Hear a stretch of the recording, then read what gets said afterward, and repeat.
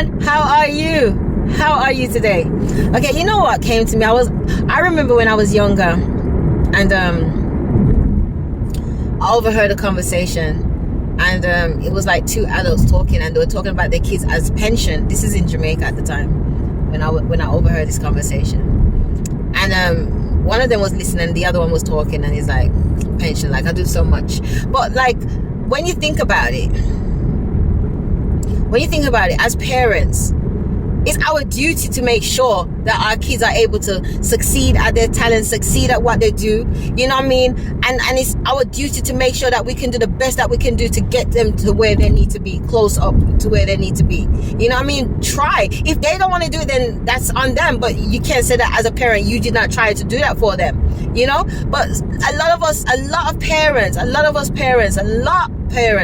believe that, oh yeah, we do this for the kids, so when the kids get older, it's their duty to look after us. No, it is not the kids' duty. They don't have to look after you.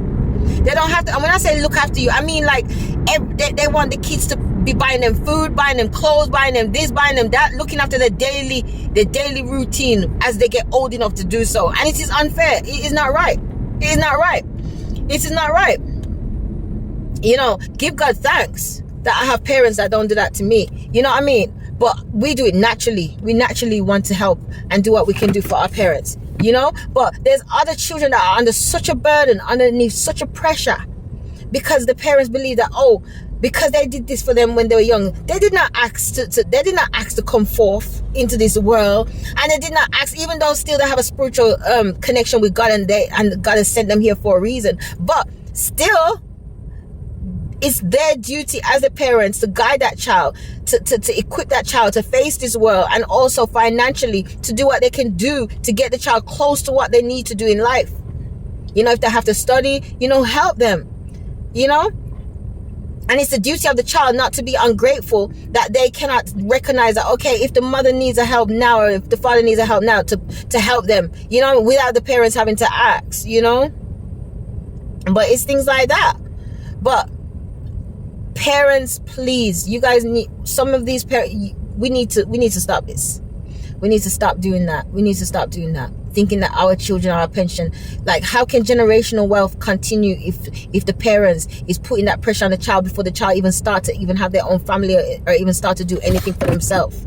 You know, we have to stop that. We have to change our mind frame, change the way how we're doing things, and start to do things in the proper, right manner way, you know.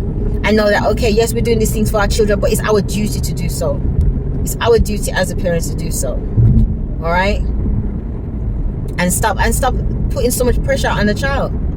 You know, when they start out doing their thing, they should only have to be focusing off, okay, I had to take a loan out to do my studies, so let me just focus on paying off this loan, or things like that. Or, you know, or even so, if as a parent you're able to provide for the child and they don't have to do a loan, then that's even a greater blessing for that child, because then that's even less pressure on the child, you know.